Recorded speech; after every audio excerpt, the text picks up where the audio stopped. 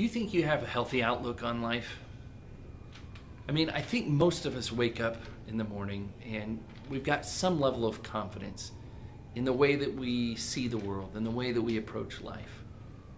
But then from time to time, something serious happens that gets our attention, right? And that can be something that happens to us personally or to a friend or family member. That can be health. It can be a financial issue. It can be a big thing. It can be a natural disaster, a war. But there are those moments in life that shake us. They happen and they shake us and they cause us to question. They cause us to rethink our assumptions and to consider the perspective that we've had. So earlier this morning, I'd recorded a piece on the Sojourn, and I'd had a crappy morning with two of my kids. I'd gotten into this argument over something really trivial. With one of my kids, it was about a t-shirt, and with the other kid, it was about their water bottle. Just trivial, meaningless stuff that had led to a fight, that had led to conflict with us. And I was feeling really lousy about it. And my perspective was, I'm frustrated, I want to love my kids, I want to do better. And I was trying to feel redeemed, but I was feeling, kind of lousy about it. And then a couple hours later, I'm at work, and I get a text from a friend, and she says, do you have a minute to chat? And I look down, yeah, I got time. I had a call coming up, but yeah, I can make some time. So she gives me a call, and she lets me know that just yesterday, the day before, she'd found out she has cancer. And let that sink in for a minute.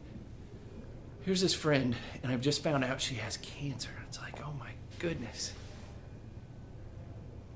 All of my thoughts on my day and how things were crappy and how I was feeling glum and how I was disappointed suddenly begun to just fade away and pale in comparison to what this friend of mine is going through and what she's just found out.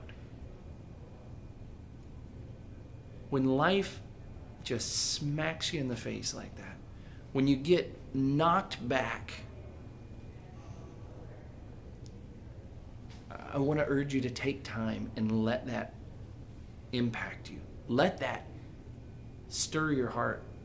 You see, that confidence that we have every day just about our outlook on life, we need to have some level of grounding, right? But we also shouldn't be so entrenched in our perspective and our assumptions that when we get struck by something like that, that we can't take a minute and question our outlook on things.